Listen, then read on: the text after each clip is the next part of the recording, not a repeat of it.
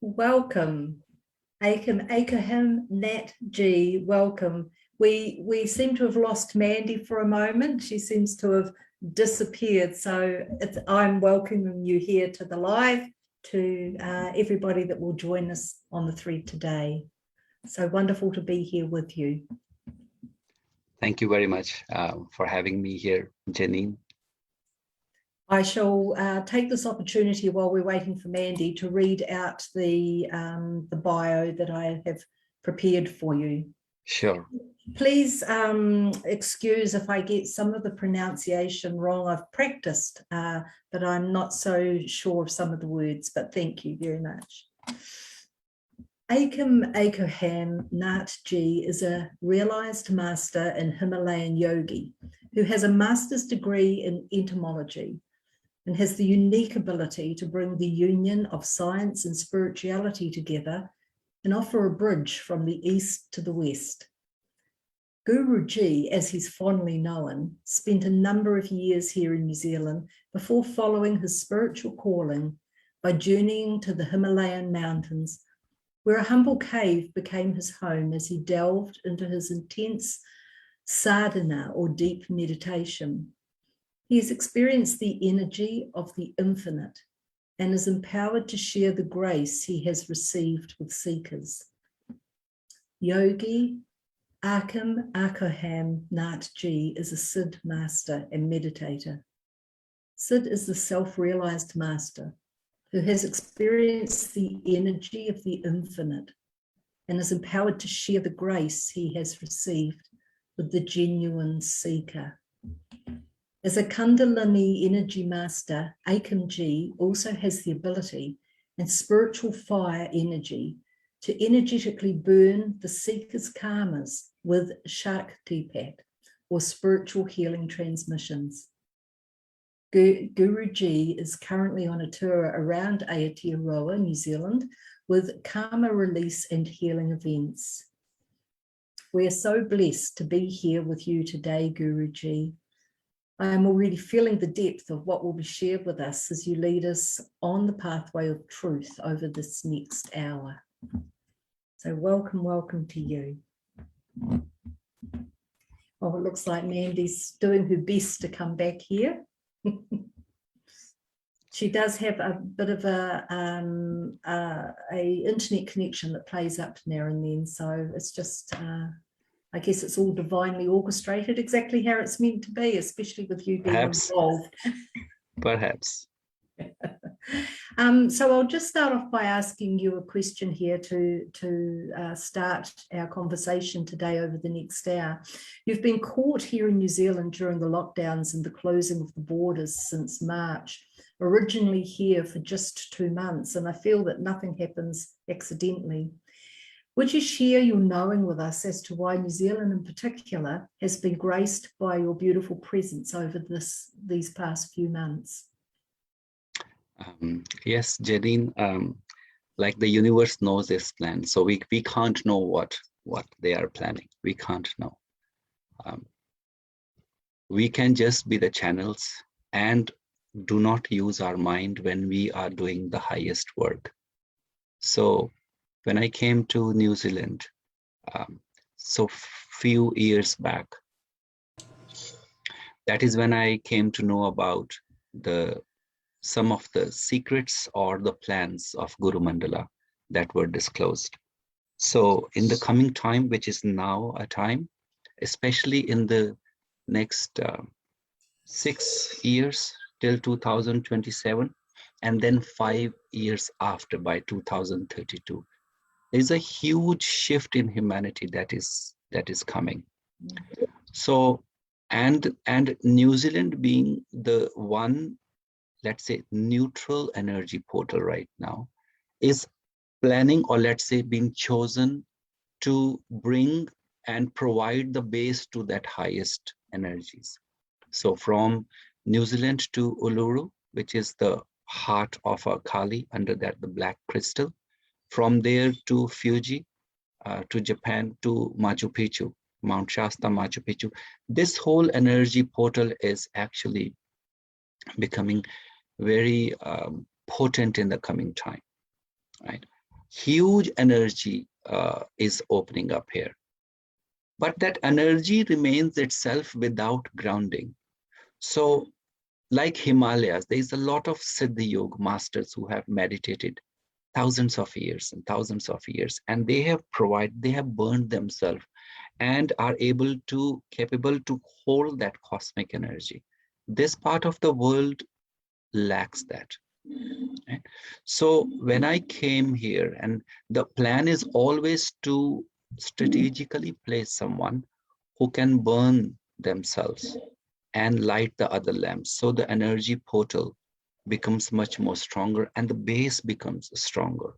So when I was brought here for 2 months, I came for 2 months, and I was supposed to go back in May, but that never happened. Few years ago, the idea was given that this place needs the serpent energy, let's say Kundalini, which you people call male and female energy, Shiva and Shakti. That serpent needs somewhere to hold on to, like the fire. Fire itself remains very vulnerable and it can eat anything and then die itself. But if we have a controlled fire, we can go anywhere and then we can harvest the whole life force energy with that fire. Similarly, in this part of the world, we need to create that strong base that can hold that serpent of Shiva and Shiva. So for that reason, I have been brought here. And for the last year and a half, we have worked, I have moved around, did karma release and a mantra yoga, initiating beautiful souls into the mantra yoga, the sound sonic frequencies. And now we have come to a place where we have got a space and we are going to make it as an ashram, which is Sri Shiv Shakti Ashram. And that is going to happen near the Nelson. So yes, nothing happens by coincidence. I have been strategically placed here. For the last few months, I was able to go to Australia and drove to Uluru, did some activations, or let's say did some prayers, and then came back here. Now we are doing work to lighten the other lamps here in New Zealand. How wonderful is that? You know, Guruji, that you bringing this ashram into being here in New Zealand is reminded me or brought back a memory when I was watching the video this morning where you were actually mentioning that that on there. I went back to a memory of about 12 or 15 years ago where I was meditating and I found myself in the universe, and I was looking down at New Zealand, and it had this beautiful purple hue right across the country, and it's exactly the same purple hue that I see around you now on your videos when I'm watching. So my guidance said to me at the time that what I was seeing was clarity and connection, and that New Zealand held a space of this clarity and connection for the future, where the veils would be lifted and the masters and the teachers would be able to come in, and New Zealand would be like the classroom of the world, and the teachers would be pulled here or they would be born here, and they would be taught here and then into their own presence and power, and then they would go out into the world and teach. And listening to you this morning, I thought, oh my gosh, I hadn't thought of that for so many years, and here you were talking about the ashram and seeing the color around you, and it just brought the whole thing back from 12 to 15 years ago back to this present moment, and it's happening. That is exactly right. The one of me is belonging to the Guru Mandala, the White Brotherhood. That is our plan, to bring that and make the masters. In the coming time, people from across the world will be traveling here. This is going to be an excellence center where I would go to India as well, where I come from, Himalayas, and my master is in Varanasi, Kashi. I will bring them here and also give experience to people, enough reading has happened, enough watching has happened. It's time to taste the recipe. Okay. Yes. And that is what is going to happen. I am going to sit here and burn myself. And I send the invite to all the people who really want to embrace as it is, the universe is. So purple, yes, you would see the purple aura and all that. But these are you, being a meditator, we must go beyond all this and to the nothingness. We cannot remain stuck to any particular dimension or forsake. Kundalini is that is also another dimension. Shiva Shakti is also a dimension till we merge into nothingness. That is where beyond intention, that present, that supreme consciousness is. I'm talking about that. Not any other dimensions. We're going to go, if we have to seek, why not we seek the highest? Yes. And that is our purpose. The purpose of soul is, if Jesus is saying, I am the Son of my Father and the Holy Spirit. So from the Son to the Father to the Holy Spirit to the seeds to the intention, that's where we have to go. Wow. And that's, time to embrace the truth. yes. And that's the burning, when you're talking about burning yourself, I mean, you're not literally burning yourself. Can you just explain to the listeners and the viewers what you mean by burning? Yes. See, there are two types of fires. One is the orange fire, that is your digestive fire that you eat. What you see the fire around, that is a normal fire that burns the food, that burns the materials, right? It's hot, it's orange. The fire of meditation is white. It's the most chilled and the cold fire. That doesn't burn the materials, but that burns the subtle world inside you. The blockages that you are holding in your psyche, the belief systems, all that dust and all your belief systems that you have gathered. We burn ourselves. That is called your Kundalini energy, the white light that comes and it burns you from inside. And that is only possible by the power of meditation. That is only when you are initiated and you have a proper guidance and help, right? So burning means, one, you can burn outside digestive foods. That is not the fire I'm talking about. This is called, that is called Jatar Agni, the digestive fire. And one is called spiritual fire. Shiva Agni is called Shiva Agni. So Shiva is the highest one. So when we meditate from our navel, that is the seed where that fire, the spiritual fire is. So both fires live in your navel, the spiritual fire and your digestive fire. When you let your mind talk and take control of your life, the digestive fire increases and the sense organs start eating the world outside, through your eyes, through your ears, through your nose, through your mouth, through your skin, right? Then you are forced to go out. When you have a guidance and when you are properly guided on the path with your own honesty, then the Shiva Agni, that starts burning up, the white fire within you. Then all those senses which were out, that they come inside and start burning the inner blockages, the white fire. Okay, that is a fire of a meditator. After you burn your inner, then the proper balance is achieved. Digestive fire and spiritual fire, Jatar Agni and Shiva Agni, yin and yang, man and woman, male and female, day and night, sun and moon. Before that, it's not possible. You will be tending either to go on the left path or the right path. For that, we need a master. And this is why I am here for.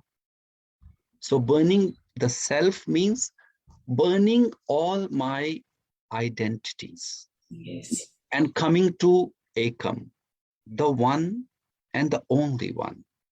Ekam Brahma Dvitiya Naste, that there is one creator, one, and there cannot be second one. One and the only one, Aikam Aikoham.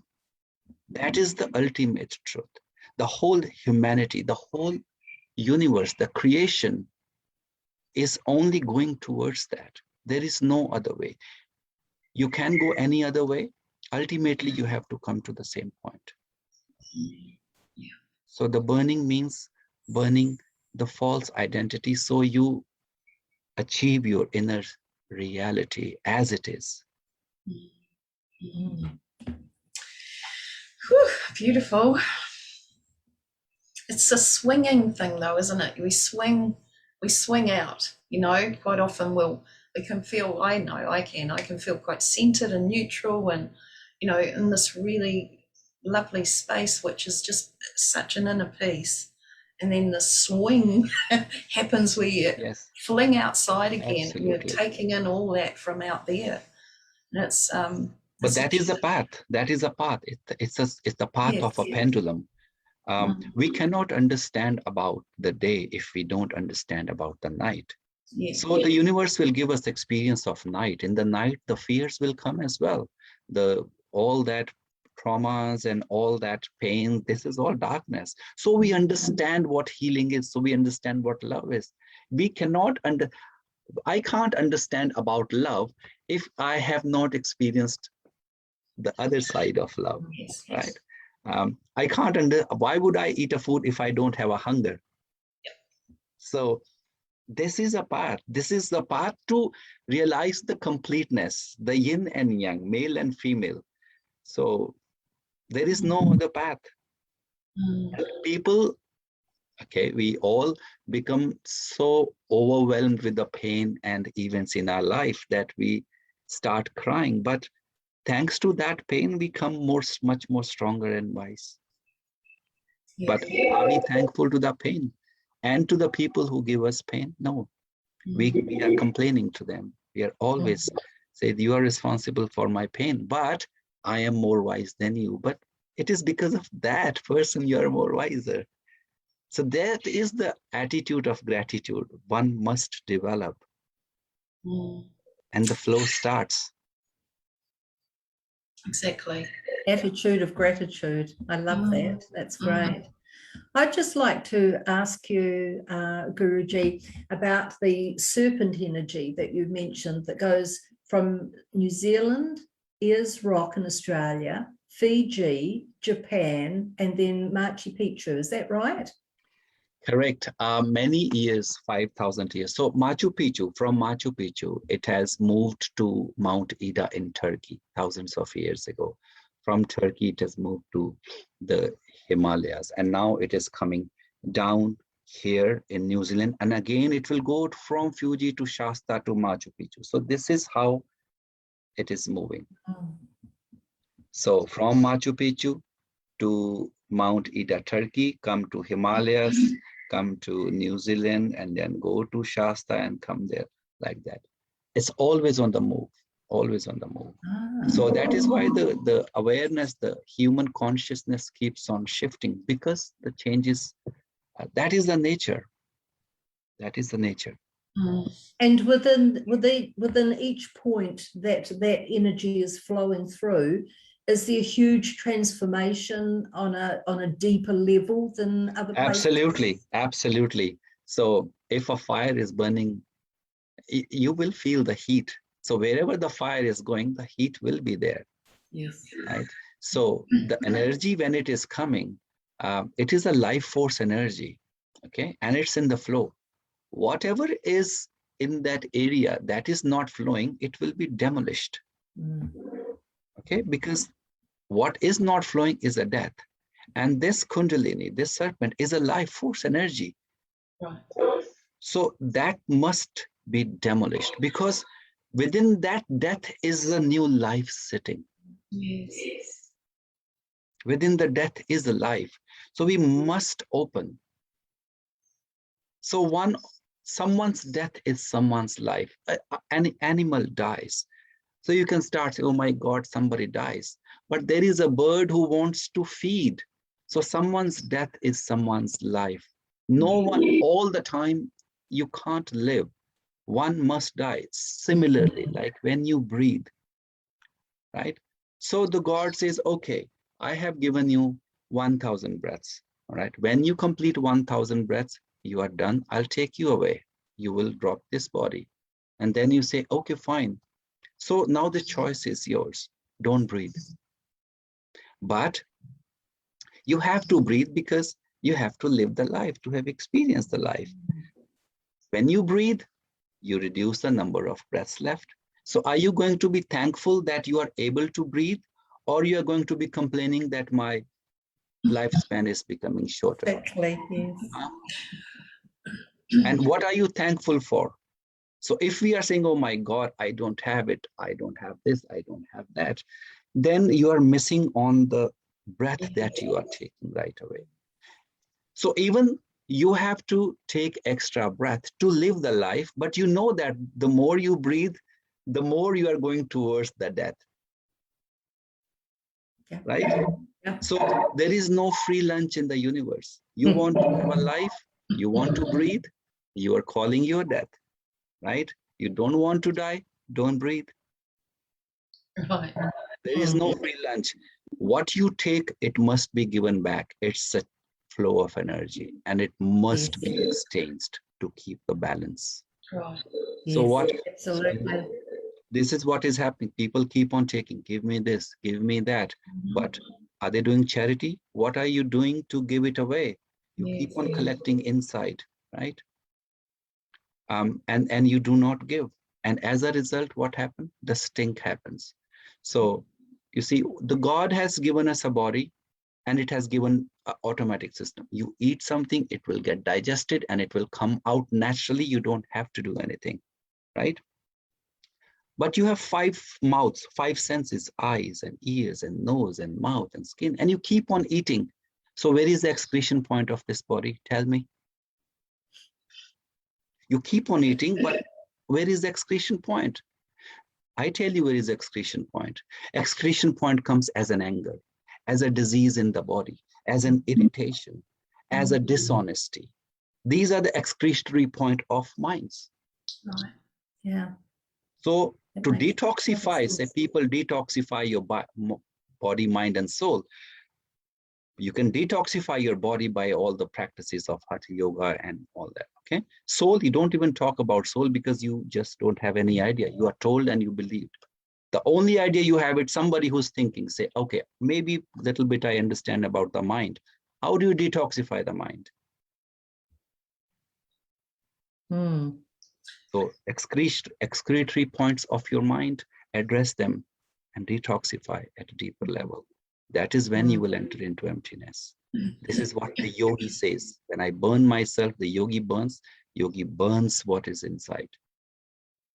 Completely detoxed. Yes, yes. Thank you. Thank you. I've just had a realization why New Zealand and Australia are going through such heavy, harsh times at the moment with this serpent energy, bringing the transformation. Of course, everything heavy, dark, and that's held us stuck within ourselves is all starting to be broken up and come to the surface now. Yes. Yeah. I can so see that too. It is happening. It's going to come very soon. All people of this part, Asia Pacific, need to do is do not let the energies shatter around. Need to consolidate the energy. Right now, there's a lot of turbulence is happening because people, their narrative is shifting very fast. And it is the narrative that are believing and they are getting influenced. So their inner energies are very volatile, right? No matter what narrative you believe, it's okay. People have free will to believe any narrative and it can't be forced upon. But make sure your navel is at peace. It's very important. Our inner world is shifted because of the narrative here, because mind is controlling the narrative, and mind has power to shift your inner world. And the whole of this energy is a phenomena of your inner world. If this is, the inner world is not at peace, no matter what narrative you believe, it won't help. Yeah. So to bring that collective consciousness, to increase the vibration, we must not let our breath go away. We must stay in our belly. That's where we all become stronger. All intentions happening from navel, they have a power to manifest. Don't have to speak. It can burn anything. But who tells us to go inside? There is no knowledge out there. There is no guidance out there. So your inner self is like fish out of water, trying for that life force, right? So when that life force is not met, the irritation happens, the helplessness happens, the violence happens. All we need to do is go inside and then raise the voice from the Manipur, the voice from your navel has a far-reaching effect. It can really it can really shift the dimensions. Yes. Wow. Beautiful. That's fantastic. So, Guruji, at what age, can you tell us a bit about your life story and how you came into, I mean, you were obviously born into this, and how did it come about? Like, what was your journey in becoming a mastered, a guru? Okay, maybe the time will be less, but I'll try to see what I can share. So Okay. since the age of 4, there was something, whenever I'm sleeping, something is always hitting my forehead. Something is always hitting, like some black thing comes and hits, and I'll wake up. So my parents thought that our child is probably sick or something is not right with him. So they took me to the doctor, and doctor didn't find obviously anything. But I was a lost child. Lost child means I was in my own world. Now, what world was that? I do not know. But there was something sense of when children are playing, I'll be just sitting and watching. The disconnection was there always. I remember like around 7 years, one of the yogi came in our house. So I have one elder brother and a sister. And my mother is sitting, and he asked for the alms, begging when they come, say, give the food. And in India, we have a policy or belief that whoever is asking must not go empty-handed from the house. So my mother went inside to get the rice or a flour to give alms, and this person is watching me. This person is watching me. And I still remember a lanky, like a toothpick, right? Little dark complexion, black and white beard, and the orange turban. And she says, "Mother, who's this?" She says, "It's my younger son." He said, "Okay, he's going to lead many people in the world, and he will not stay in India." So my mother got a little scared. Where would he go if it's not in India? We're talking about 1970s. I still remember his eyes. 11, and after that, my mother was reading a scripture which was in Punjabi, and I did not know Punjabi. I said, I need in Hindi or English, because army school I go, and then I don't understand Punjabi. So she said, I do not know, but you can sit and I will read it to you. That was around 9 in the morning. Around 3 o'clock in the afternoon, wanted to go to washroom in our front yard, and we had a beautiful garden. And I see these pages sitting on the flowers, small pages. And I say, what is it? This is the same prayer book in Hindi that I understand. How did it come there? I do not know, because all our area is far away from English and Hindi, just Punjabi. So that's the first role of manifestation. At 11 years, I had a terrible appendicitis attack, which we did not realize. At that moment, cutting long story short, my appendicitis got busted, right? A normal appendicitis operation takes 15 to 20 minutes, 30 minutes. It took me 6 hours. At that moment, and this I realized later on in my life what happened. I was standing in front of the Guru Mandala. Okay, at that moment I did not know. So these are the people, like beautiful white. It's a dimension, you can say. There is complete whiteness, not this whiteness that you know. No, it's absolutely beautiful, bluish, whitish, very. I don't have words. So, and you know that there are people, but you can't see who's what. There are faces, they are talking, but you cannot hear what they're talking. They are standing, but you do not know where they're standing. And you are standing, and I'm standing as the white, bright soul as well. And at that moment, one of them are talking and they're watching me, but I can't see their faces, nothing. It's such a beautiful experience. And at that moment, they said something to each other and they saw me and I said, yes. That moment, I remembered a slap on my face and I opened my eyes and I'm on the operation table outside. And doctor said, thank God he came back. So after later on in my life, when I was meditating, all that scene was brought forward. And at that time, I was told that the one who was born was dead on that table at 11 years. And when my soul was taken up there, so now they wanted a body to work. And they asked my permission whether I allow. And I looked at my mother there as well. So now when the one who came is the one that is sitting there. And the one who was born with this body is gone a long time ago. Right.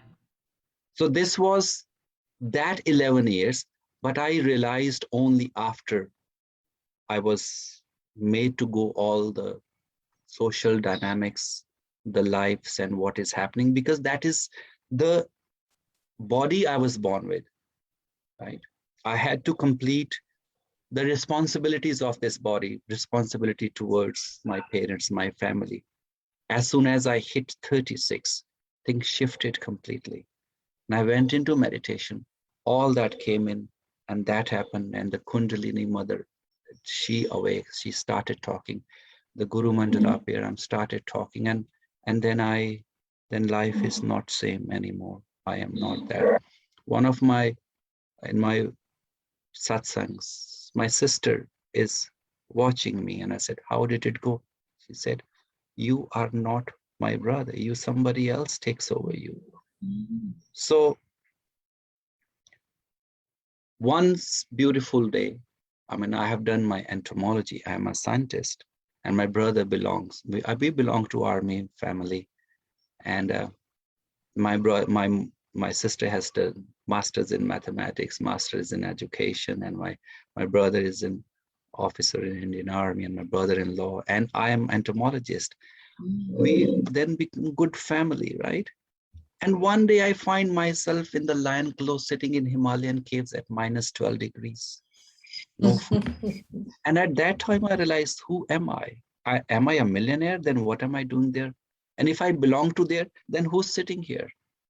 And if I die here, who would know? And how does it matter in anyone's life?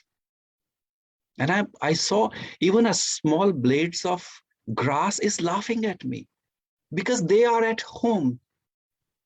All the rocks, the snow, the wind, even the small particle of the dust is there because that's where it belongs. I don't belong anywhere. Where do I belong? Do I belong to that world or this world or that world? What happened? So I stayed months there, searching for the answers. And one day the mother came. The mother came and I cried and I howled. And after that, many things have happened that I can't share here. But know that one out there is sitting here. And the mother has blessed the Guru Mandala.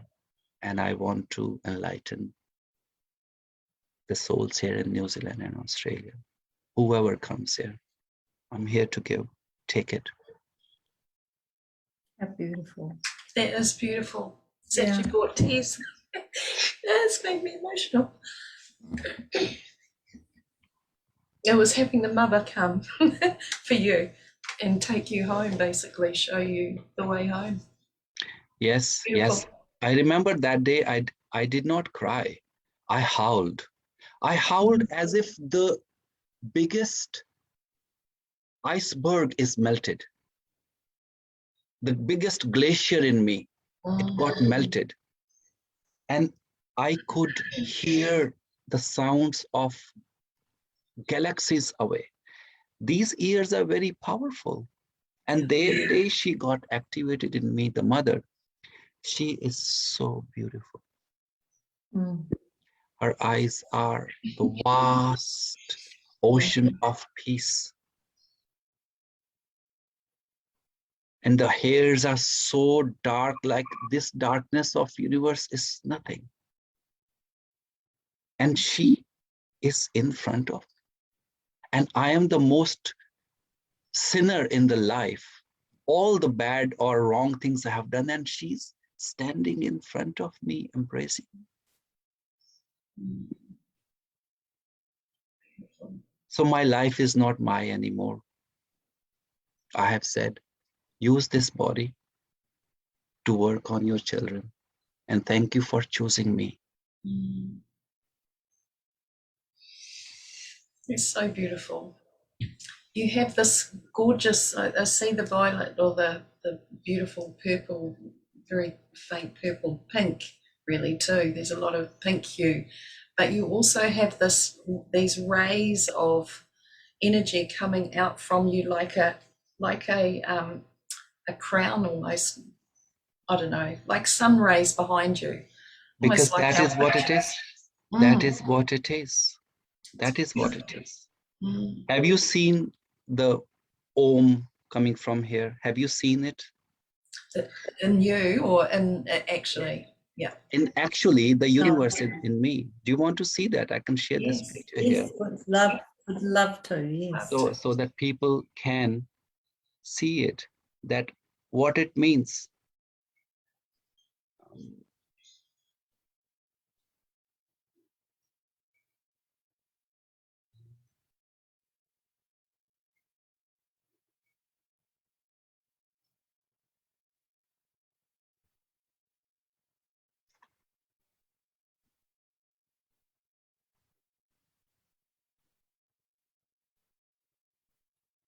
So first of all, we all know that the soul is in the heart, which is like a bright star, and it is self-illuminated, right?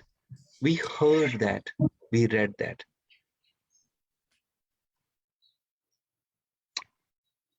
Allow me to share the screen so I can share the picture. And here, this is a picture in one of the rivers in Rishikesh, the foothills of Himalayas, when I was meditating.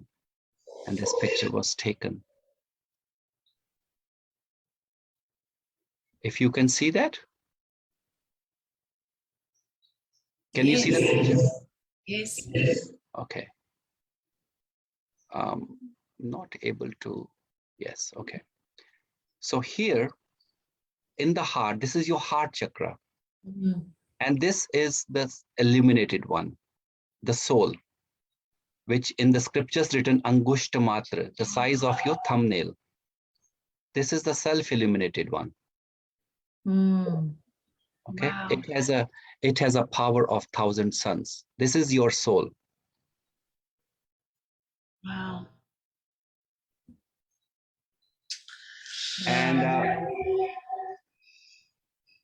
this is when you meditate and the divine comes to protect you. The whole chest or this area gets illuminated. And these are all deities, your protectors, your masters are inside you. See, the world, there is nothing outside, everything is inside you. And I bring that experience. That is amazing. It is. And this is what it is. You call Om outside, look at that. Wow. This is what it is. Let there be a sound, and there was sound.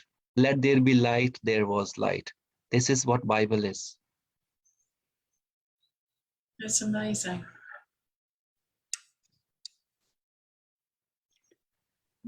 So this is what I want to experience with people of New Zealand, that what you are reading out there in the books, what you have heard, the one that belongs is here to hold you in the lap and take you home. No more reading. Time to walk the path. Absolutely. It's so easy to be distracted away from ourselves, isn't it? Especially when we don't know ourselves at all. And life is everything that's out there and nothing that is in here. There's so everything. many. Absolutely. Yeah. Guru Nanak Dev Ji says, Jo Brahmande Soi Pinde. The what is outside is inside, and what is inside is outside. So, and Mother Kundalini, Matripur Sundari, she says that Antarmukh Samaradya, Bahirmukh Sudurlabha. That Antarmukh Samaradya, when you go inside, you will find me very easily. Bahirmukh Sudurlabha. If you are looking me outside, it's impossible. But every religion is asking to go outside. Yes. And the yogis are saying, come inside. So that is a dilemma, because outside you can see, you can perceive through your senses. Inside, this has to be closed completely. Yeah. Yes. And that is where fear will say, don't do that. There is a death. You believe that. And you open your eyes. And you say, okay, fine. I will go to church. I will read my Bible. I'll go to temple. I'll do this, prayers and all. Not going to find out there. A book cannot make you enlightened. Book cannot. Books are dead. My guidance said to me one time, oh, I've got a terrible feedback. My guidance said to me one time that a book is another man's truth, not your own. Yes. Correct. It's someone else's belief system. Yes. You can take that guideline, but it cannot be your wisdom. Yeah. Yeah. Absolutely. Yeah, you can feel the connection sometimes to their words and their experience as being similar to yours. But and the thing is, if this is not resonating with people out there who are working from the mind, they will completely 100% disregard it. It doesn't mean that the truth is not there. The thing is, truth is always there. It's that you do not have that access because some mind or fears have taken over this perception. But truth is always beyond the senses, and it cannot be perceived with senses. No. It held me up for many years looking outside, saying, because it was Christian religion really that I was sort of taking note of. I never really went into it too much because I felt like there was parts of it, but not all of it at all for me. But it was this whole idea that God lived out here somewhere and we were to, pray to the sky for God. And it wasn't, the conversation was never about going within. And that did hold me up for a few years, Well, who can guide you? The one who tasted knows the taste. The one who hasn't walked the path, how can they guide you?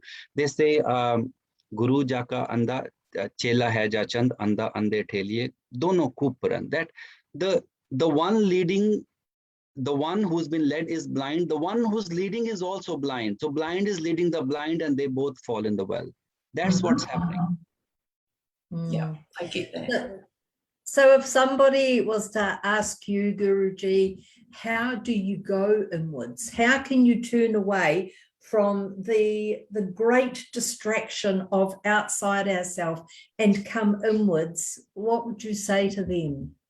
Well, the first thing is be honest with yourself. What are you after in life?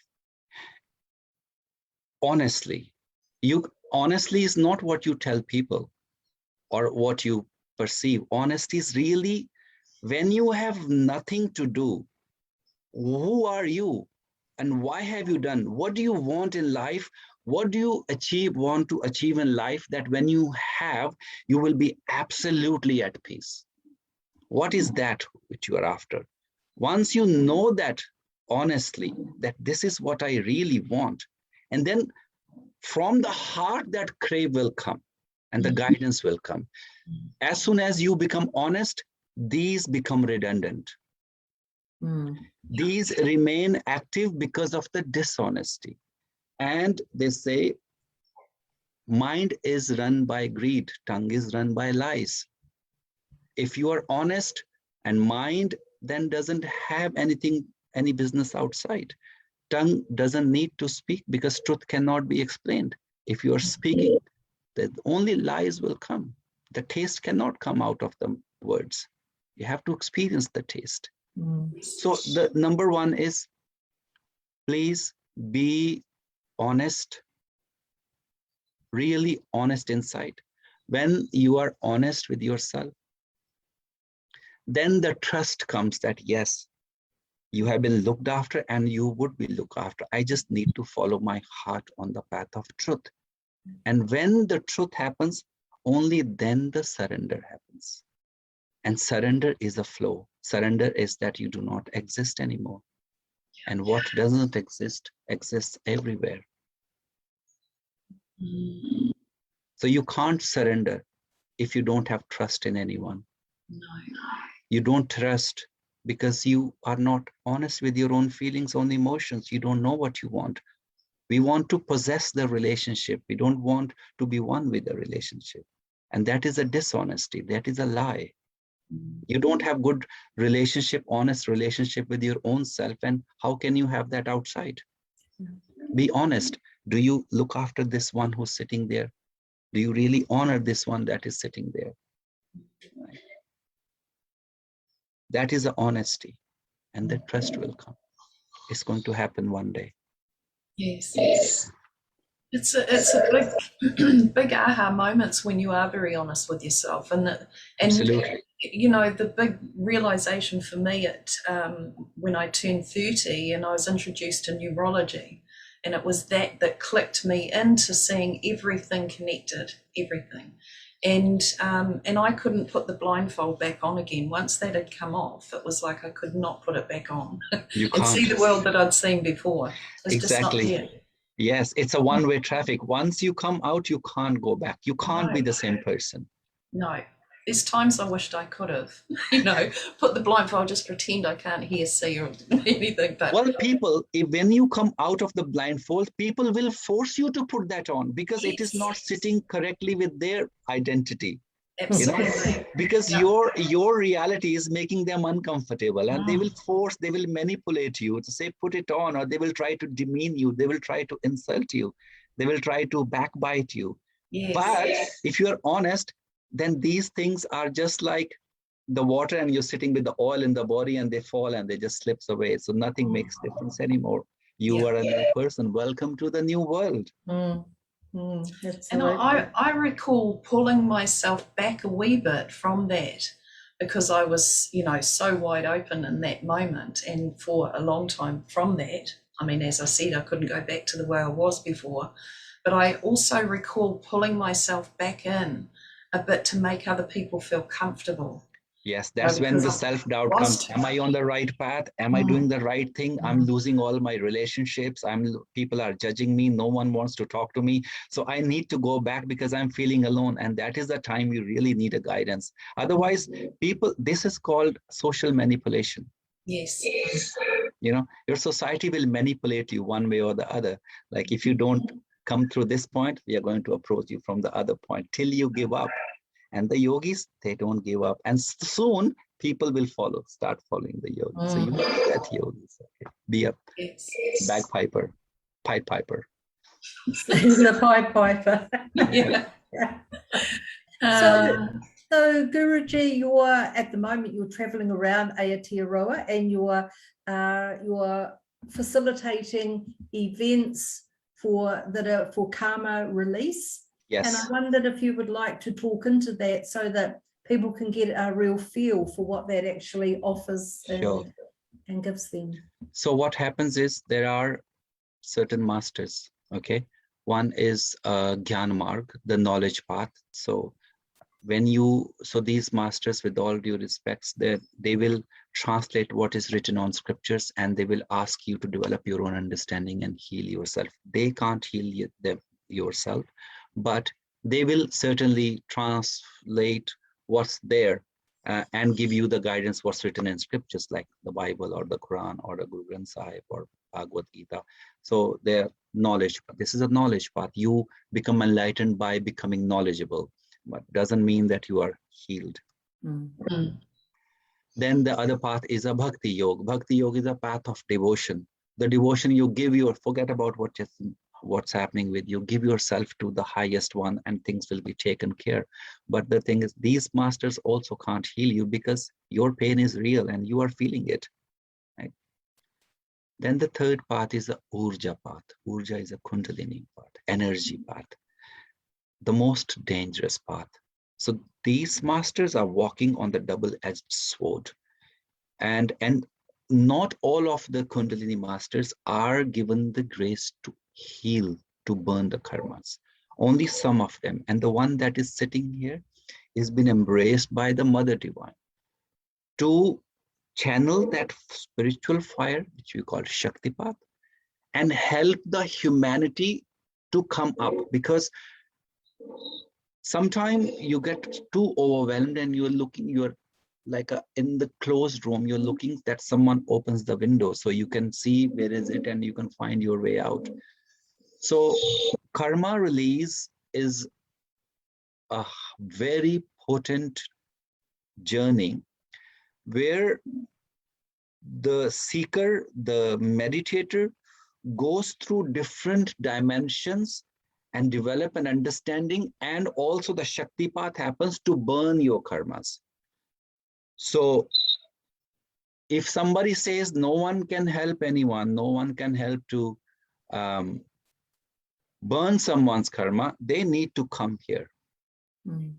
They need to come here and experience. People who haven't experienced, they might say healing doesn't happen and this doesn't happen and that doesn't happen. So bless all of them. But there are hundreds of people in New Zealand, and there are number of reviews there. Have a look. People feel the divine presence, and the karma releases when the master invokes the spiritual fire and give it to you, and your inner being, all the blockages get burnt away. And you are able to see the light of the day. Oh my God, thank you for that eureka moment in my life. So that is karma release. Once you empty out yourself, if you deweed your lawn, if you don't grow anything, the weeds will grow again. So when you are burnt again, if you don't put anything inside, you're going to go polluted again. So for that, then we do mantra yoga, the initiation into the divine mantras to invoke the divine, right? That is a mantra yoga that happens. And after that, the Kundalini meditation that is now happening in our ashram. And this is only by invitation, people who are initiated into mantra yoga. And that Kundalini is not what you read in the books or in the Google or what you see in the YouTube. No, this Kundalini comes from the scriptures where the first Kundalini was mentioned. And I bring that and want to give it to New Zealand. First time it's happening, and it's only by invitation. So people in need of breakthrough, karma release is a must.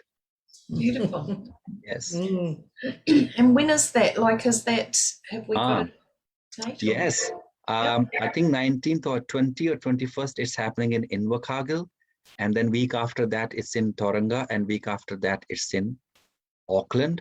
And then I think 1 month after, it's in Wellington. Okay, so there will be, of course, a lot of people listening here that are going to wonder immediately about the Auckland border, but it will be open by then. Yeah, you've mentioned to us earlier it'll be open by then. So yay, that's really good news to hear. Fantastic news to hear.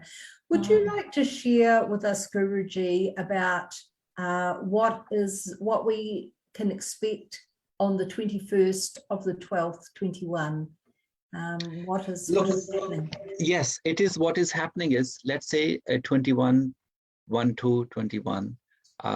It's the longest day. The longest day. That's like, it's like the maximum breath, and now the breath has to be released. The days get shorter and shorter and shorter and shorter.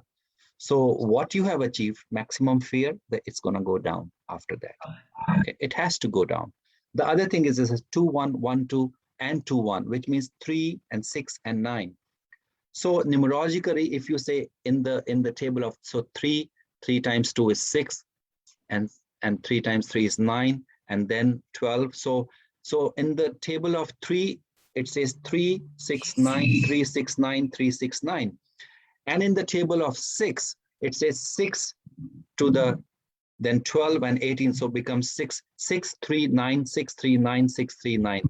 So 3 becomes 6, 6 becomes 3. They both interchange, but 9 remains independent, which is 3, 9 times 1 and 18 and 27. Every time becomes 9, 9, 9. Which means you have achieved in and out, but now when it becomes to this part, it is a forced transformation, and time to let go of 3 and 6 is now. They need each other. Male and female need each other. But when it comes to the 9, that means the highest wisdom is going to follow. You just remain steadfast, just like this. 9 is the highest digit. So numerologically is also coming up. There will be certain other shifts will be happening. On 19th of January, 19th, again, 119, the Jupiter conjunction is happening, which means more wisdom is now open and it's going to come down. So just hold yourself, stay connected. It's coming up. Beautiful. Fantastic. Yes. Yes. Yes, we needed a little bit of hope in a sense. I think for, a lot of people now at this time need something to sort of show up, and we can feel, you can really feel the energy is growing in a sense, like it's ramping up. You can feel that, and it's tangible. Yes. And on the worldwide stage, next 6 years are so important, so important. There might be a world war happening by 26 or 27. Big countries will be probably divided by 2032. And that will be based on your religious beliefs. So that is so important for people to raise the spiritual vibration. Very important. So people like us are strategically placed. So it's like a mushrooming. So from here, collective consciousness increases. From the South Pole and North, somebody else is there. US, somebody else is there. Himalayas, so many of them are sitting there. So together we have to walk. It's not a one person's role. We all belong to that one. We have responsibility. We have a purpose. And that's what it is. Hold the hand to the one who are less privileged, but they are equally important as you are. Yeah. It's huge. Like, it is a huge time, like a really big time that we came in for. And I knew this as a child when I came in. I knew I was here for this time, but I didn't quite know what would be occurring. Very important. Next 6 years in New Zealand, very important. Can see, I don't know, big earthquake coming up, little shakes are happening. So much is going to happen. So now is a time to actually choose your path and stick to it, because nothing else is going to matter. Your truth will be helping you going forward. Beautiful. Yes, I had an awareness of the earthquakes coming up as well, Guruji. So thank you for backing my awareness up. Yes, yes. I think the whole world's going to be rocking and rolling over the next few years, isn't it? With many earthquakes happening around. Yes, humanity will have its a new definition. There will be more spiritual people out there. There will be more help, as well as there will be a culmination of stuck souls that are happening. In New Zealand, especially in the north part, a lot of ancestral release has to happen. There's a lot of injustice that is buried there, especially near the Bay of Islands side. So that needs to be addressed too. That's 144, 144 number of islands out there. And this has another significance in numerology. 144 is 12 times 12. 12 is the smallest abundant number. And 144 is also one of the inner angles of a healing hexagon that I'll explain sometimes later. But that also holds the North Island, Bay of Island holds the key for healing for rest of New Zealand. Let me tell you. I'd been told that years ago, actually. So yeah, thank you for that. It holds that key. You're looking at going up there as well if you are able, aren't you, Guruji? I would love to come and do ancestral release in the Bay of Islands, Kataya side. It's needed. Waitangi, is Waitangi somewhere? Kaitaya? Yep. Yes. That's right. Yeah, that's where it needs to happen. And that part, if that part gets healed, it will become lot of peace till in Wakaga. It would become, because if the crown is injured, the rest of the first eyes goes towards the crown to see what kind of person is, and that remains hurt.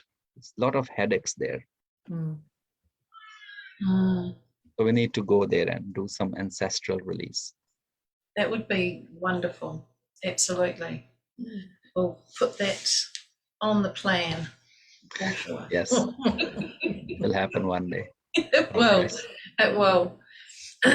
Well, it's been an absolute honour, Guruji, to have you here with us, and for Aotearoa to experience your energy and the Masters while you're here as well, laying this into our land. It's just beautiful. So thank you for that. Thank you for having me here. And if I may say that we are going to open our ashram in February, 3rd of February, when we are moving, and we need all your skills, all your help, and just come over and meditate with the Master and help wherever you can.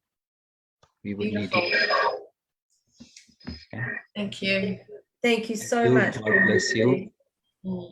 Thank you for the gift of you here in our country and this reality. Beautiful. Absolutely.